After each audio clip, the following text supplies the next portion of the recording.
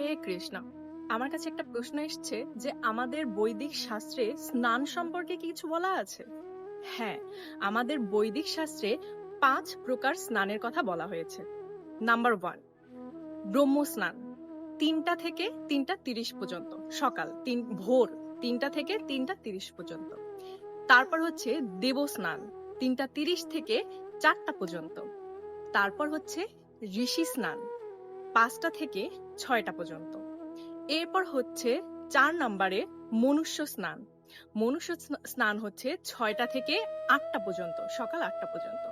তারপরে আসে রাক্ষস স্নান।